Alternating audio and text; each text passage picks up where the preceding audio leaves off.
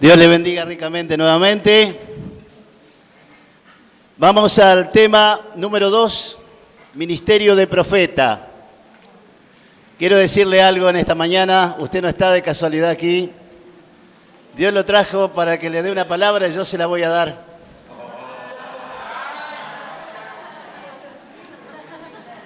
Para eso me puso el Señor, viajando de profeta. Funciona en la profecía, yo hermano. Muy bien, creo que es más que importante que hablemos sobre el tema y que tengamos en cuenta que muchas veces con esas palabras simplemente entramos, porque no entran las otras congregaciones, entramos. Descubrimos claramente que son falsos profetas, pero igual entramos. Ya supimos que profetizaron mal, pero los invitamos de nuevo. Entonces el error no es de los demás, es nuestro. ¿Sí? Es nuestro cuando hacemos eso. Sobre todo cuando le damos el púlpito a quien no tenemos que darle el púlpito.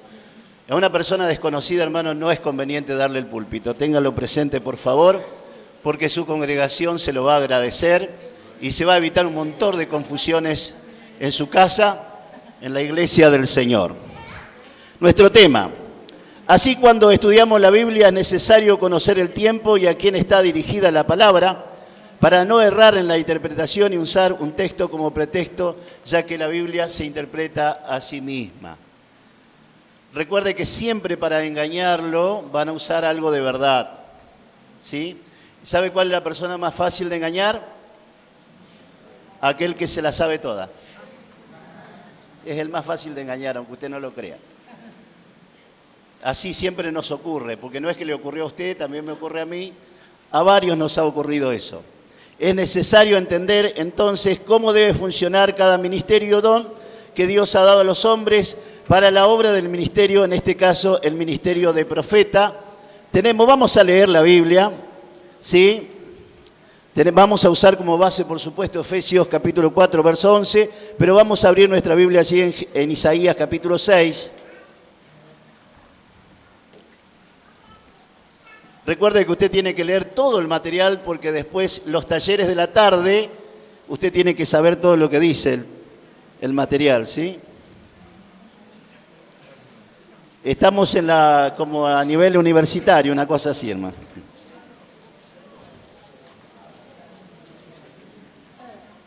Capítulo 6 de Isaías. En el año que murió el rey Usías, vi yo al Señor sentado sobre un trono alto y sublime, y sus faldas llenaban el templo. Por encima de él había serafines, cada uno tenía 6 alas, con 2 cubrían sus rostros, con 2 cubrían sus pies, y con 2 volaban. Y el uno al otro daba voces diciendo: Santo, Santo, Santo, Jehová de los ejércitos, toda la tierra está llena de su gloria. Y dice la palabra de Dios: y los quiciales de las puertas se estremecieron con la voz del que clamaba, y la casa se llenó de humo, de la gloria de Dios. Entonces dije: ay de mí que soy muerto, porque siendo hombre inmundo de labios, y habitando en medio de pueblo que tiene labios inmundos, han visto mis ojos al Rey Jehová de los ejércitos. Y voló hacia mí uno de los serafines, teniendo en su mano un carbón encendido, tomado del altar con una tenaza, y tocando con él sobre mi boca, dijo: he aquí que esto tocó tus labios, y es quitada tu culpa y limpio tu pecado. Después, oí la voz del Señor que decía: ¿a quién enviaré? ¿Y quién irá por nosotros? Entonces respondí yo: heme aquí, envíame. Tener un encuentro personal con Dios tiene que cambiar nuestro estilo de vida para siempre. No podemos profetizar o proclamar la palabra de Dios teniendo una vida que no está acorde a lo que el Señor espera. Quiero que tenga presente, Isaías reconoce cuál es su pecado, es el mismo pecado que tiene el pueblo. y por lo tanto necesita ser purificado para cumplir con la misión. Entonces, nos preguntamos qué es un profeta y hablamos de lo que no es un profeta para que usted tenga en claro lo que no es un profeta. Un profeta no es el que le va a decir con quién se va a casar, ni tampoco le va a decir qué es lo que vamos a comer al mediodía. Si quiere, yo se lo profetizo.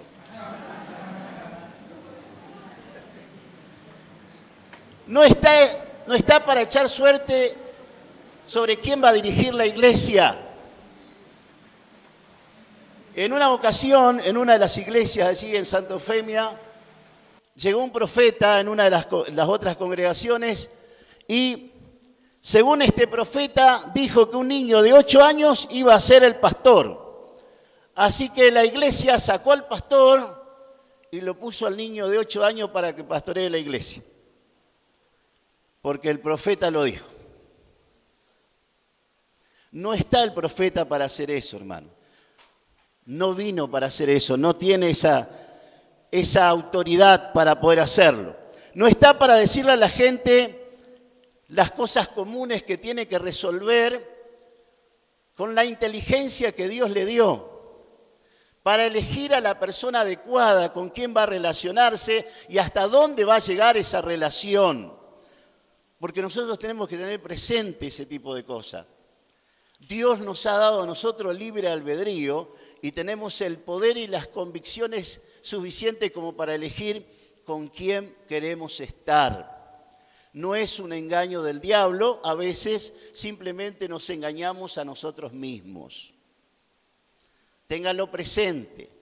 Lo mismo sucede cuando queremos profetizar sobre alguna cuestión nuestra y lo ponemos a Dios ante todo. O cuando le queremos decir algo a la gente, entonces hablamos en lenguas, después interpretamos y le decimos a la gente, así dice el Señor, cuando en realidad es algo que yo te quiero decir, pero no me animo a decírtelo de frente.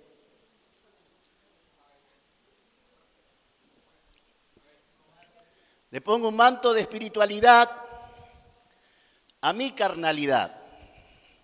Entonces, cuando alguien te dice las cosas de frente, es un mal pastor o es una persona que no tiene sentimientos, pareciera.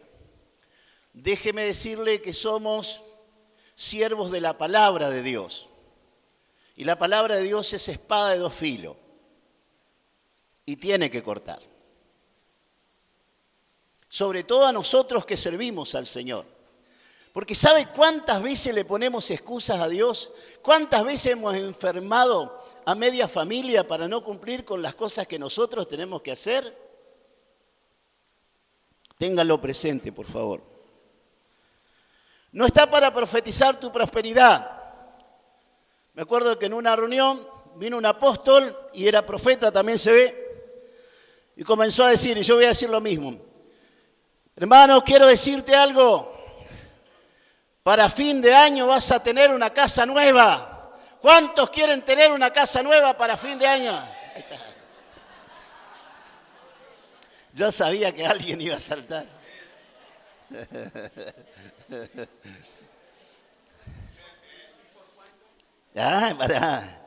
Quiero decirles también, hermanos, que hoy vamos a levantar una gran cosecha. Y esta cosecha va a ser para el pastor Poleico.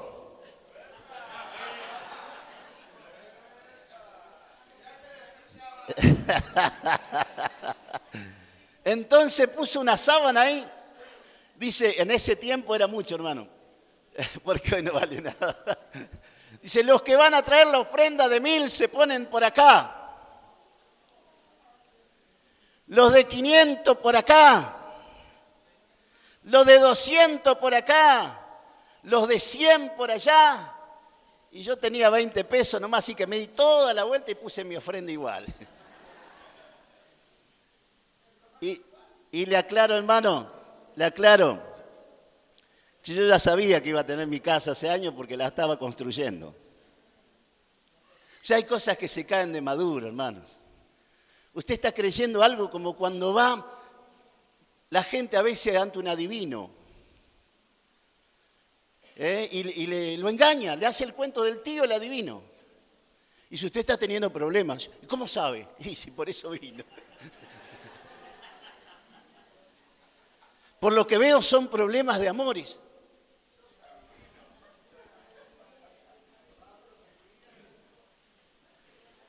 De la misma manera, cuando el pastor o el predicador está acá, nosotros tenemos que mirar a la gente.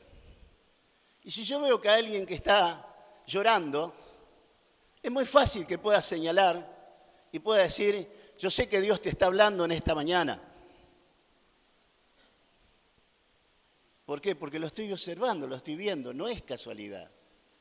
Dios también nos ha dado discernimiento para poder comprenderlo, claro que sí, pero no tenemos que disfrazarnos de profeta para hacer eso. No nos dejemos engañar, ni pensemos que eso es alta palabra de Dios, como dicen los chicos, ¿no? No, no es así. Son falsos profetas. El profeta no viene para hacer eso. Lo que es un profeta, en el Antiguo Testamento tenía la función de traer un mensaje directo de Dios. Generalmente era un mensaje de advertencia, era un mensaje de juicio y también era un mensaje final que prometía la restauración si se volvían al Señor. Si te volvieres, oh Israel, vuélvete a mí, dice Jehová. Así profetizaba Jeremías capítulo 4, verso 1. Si usted ha de volverse, no debe volverse a un hombre o a un ministerio en particular, usted debe volver su corazón hacia Dios. ¿Sabe qué es lo más difícil que tenemos los seres humanos? Manejar nuestra libertad. Cuando a la iglesia se le da la libertad de que elija, es lo más difícil que tenemos para hacer. Porque es más fácil que nos digan qué es lo que tenemos que hacer. A las 7 tenés que estar acá, a las 8 tenés que estar orando, a las 9 tenés que estar vendiendo rosquita en el centro, a las 10 tenés que traerme la ofrenda, a las 11 viene la primicia. Y entonces corren para cumplir solamente lo que le están pidiendo.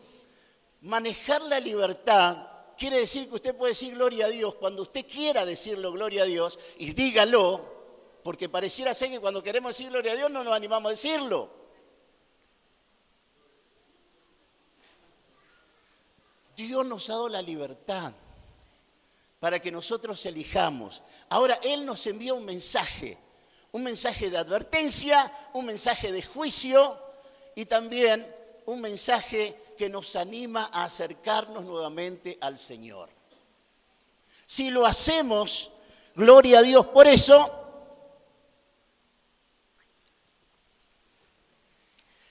quizás por gracia de Dios, el Señor también toque nuestros labios, podamos decirle, heme aquí, Señor, y Dios pueda usarnos como nos lo usó a Isaías, hasta que fue aserrado por profetizar la palabra de Dios.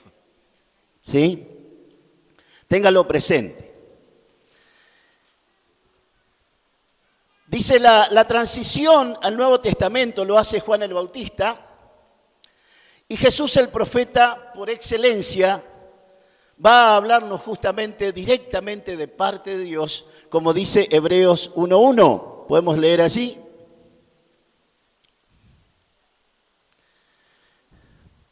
No quiero menospreciar a los que profetizan, hermanos, pero sí quiero que tengamos presente que muchas veces estamos siendo engañados porque no observamos claramente lo que la palabra de Dios nos enseña. Dios, habiendo hablado muchas veces y de muchas maneras en otro tiempo a los padres por los profetas, en estos postreros días nos ha hablado por el Hijo, a quien constituyó heredero de todo y por quien asimismo hizo el universo. Jesús es el mejor profeta. ¿Usted quiere verdaderamente oír una palabra profética? Leamos nuestra Biblia cada día. Le puedo asegurar que la palabra de Dios va a llevarnos a un verdadero arrepentimiento, a un conocimiento del juicio del cual fuimos librados por la sangre de Cristo, y va a provocar en nosotros la necesidad de consagrarnos al Señor lo suficiente para después recién servirle al Señor. Porque después de que fue santificado, recién ahí claramente Isaías va a decir que oyó lo que Dios dijo, se comprometió, dijo, heme aquí, envíame a mí. No se puede servir al Señor de otra manera.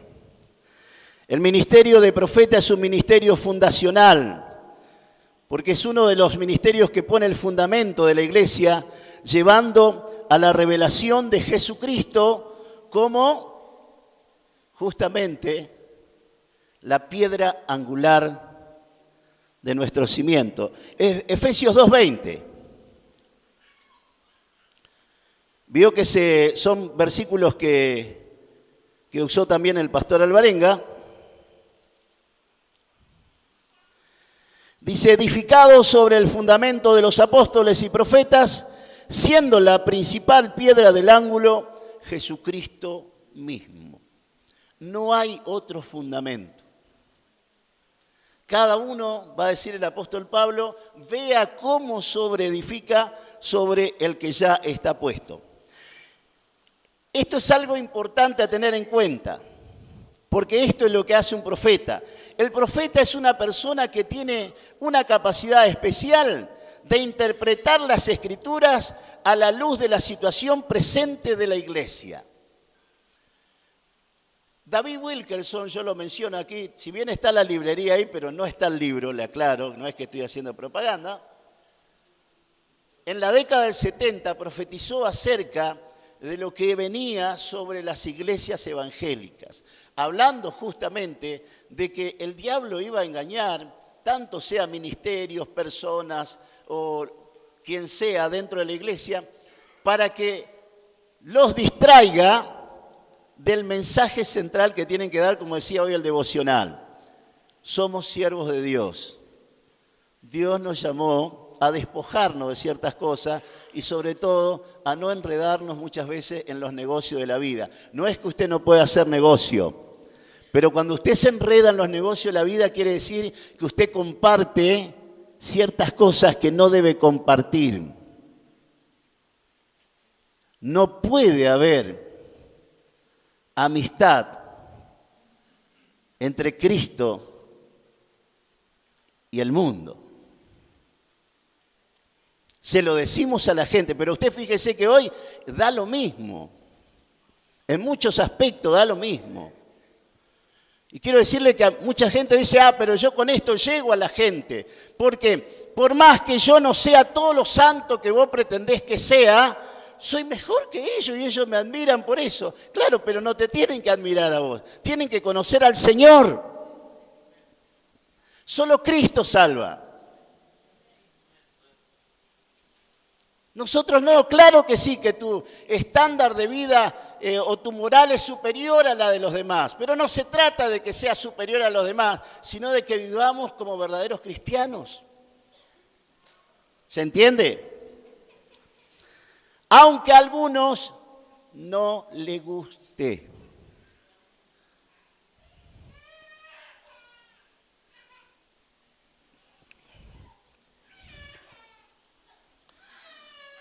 Una de las cosas que sucede es que Dios ha enriquecido a muchas personas dentro de la iglesia en Argentina. Pero están pensando más en sus vacaciones que invertir para el reino de Dios. Están pensando más en sus viajes a Europa porque se nos prende eso también de que es necesario viajar a Europa. Y no digo, hermanos, que no se pueda viajar. Digo simplemente, hermanos, que estamos poniendo en nuestro esfuerzo simplemente en alegrar nuestra visión y nuestra manera de vivir. Y no nos damos cuenta que el tiempo se nos pasa y hay una urgencia. Hay miles que se están perdiendo. Y Dios te dio la gracia para generar riquezas y no estás haciendo la obra de Dios con tus riquezas. Y ese es un tema. Ese es un tema. Me asombra a veces cuando ponemos la ofrenda, porque ponemos la ofrenda y si pensamos que ponemos un billete de 1.000 o de 2.000, estamos poniendo mucho, pero si vamos a comer una copita de helado con la familia, nos gastamos 15.000 pesos fácilmente.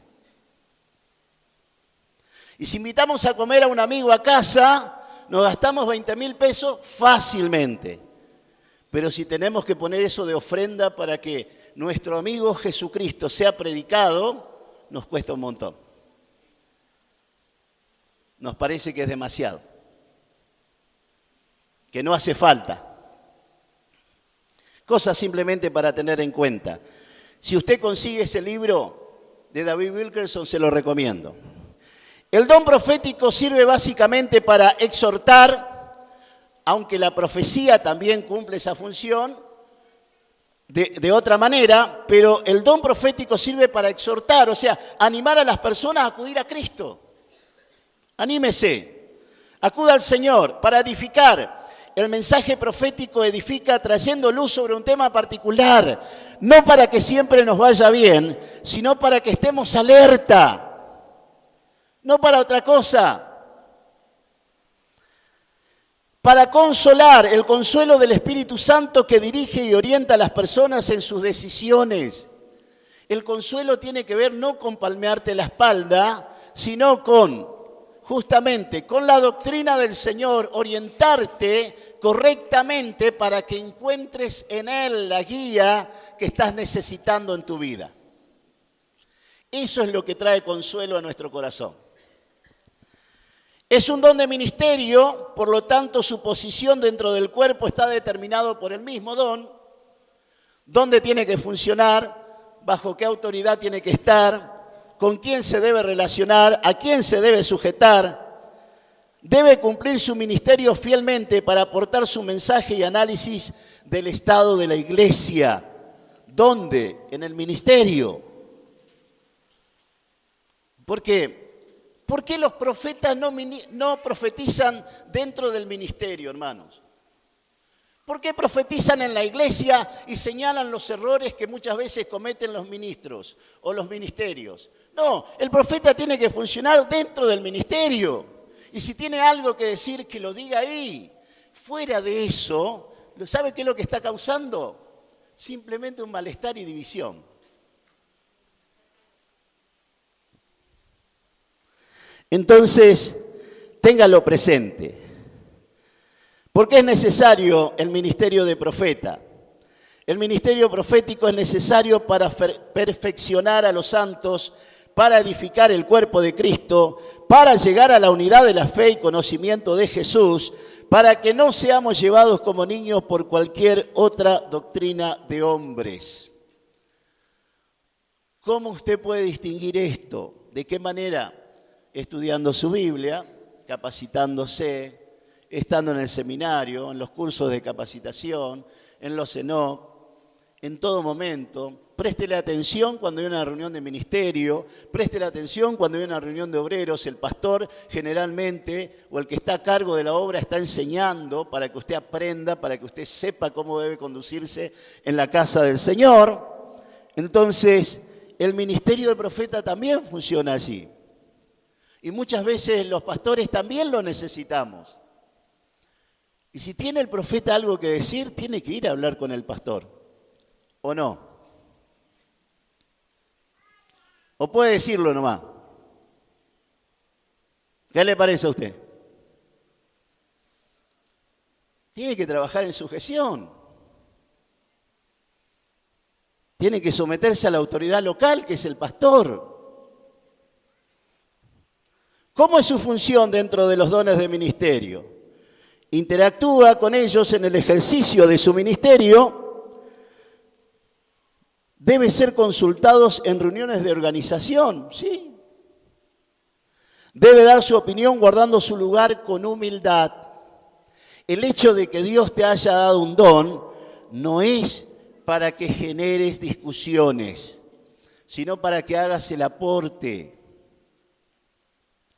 No otra cosa.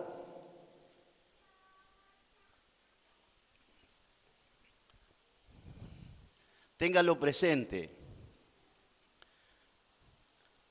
Trabaja en sujeción al pastor local, trabaja bajo supervisión de los otros ministerios de la iglesia y su ministerio podría ser itinerante. Esto no quiere decir que pueda hacer lo que quiere.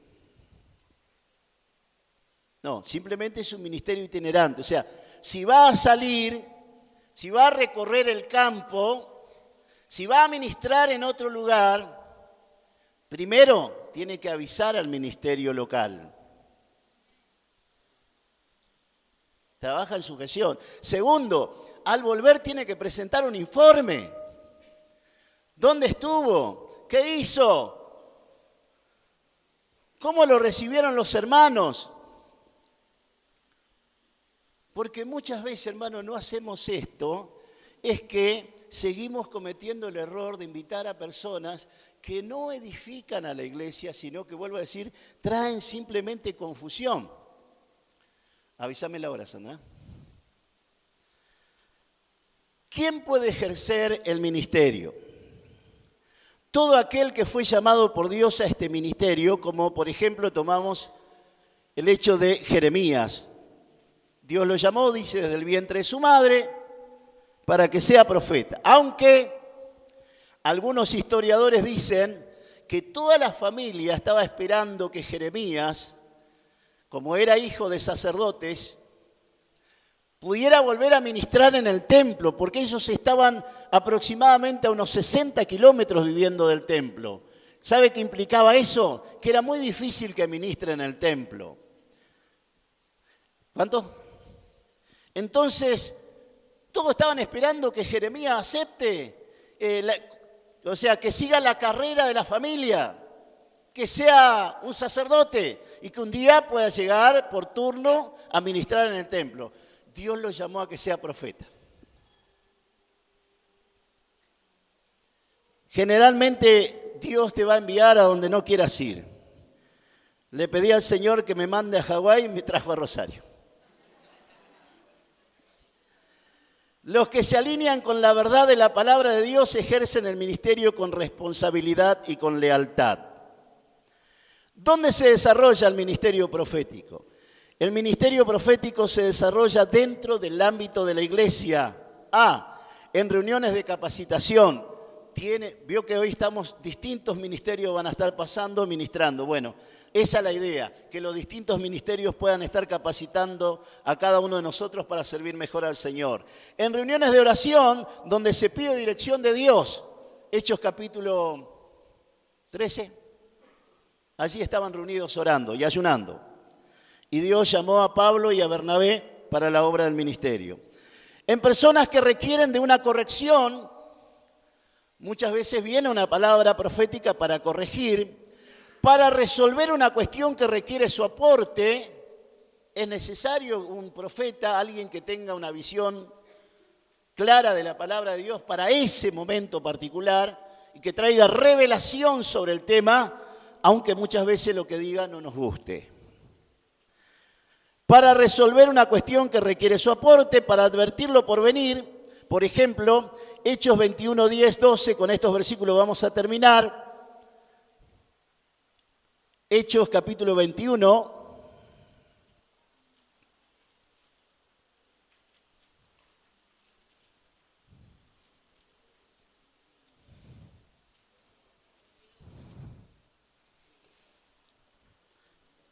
Versículo 10.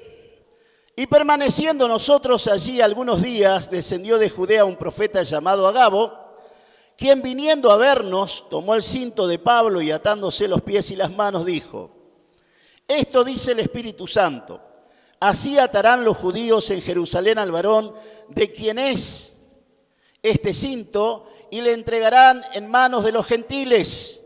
Al oír esto le rogamos nosotros y los de aquel lugar que no subiese a Jerusalén. Vino el profeta y habló. Algo inmediato, algo que iba a ocurrir. No quiere decir que no tenés que seguir adelante, quiere decir que Dios te está advirtiendo lo que va a venir. Y Hechos 9, del 10 al 22.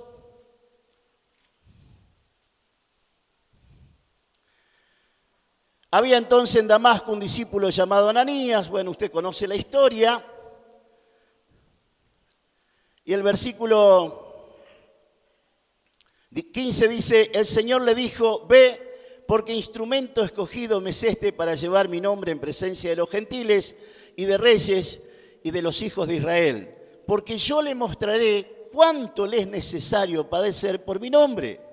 Fue entonces Ananías y entró en la casa y poniendo sobre él las manos dijo: hermano Saulo, el Señor Jesús que se te apareció en el camino por donde venías, me ha enviado para que recibas la vista y seas lleno del Espíritu Santo. Y al momento le cayeron de los ojos como escamas y recibió al instante la vista y levantándose fue bautizado. Y habiendo tomado alimento, recobró fuerza y estuvo Saulo por algunos días con los discípulos que estaban en Damasco.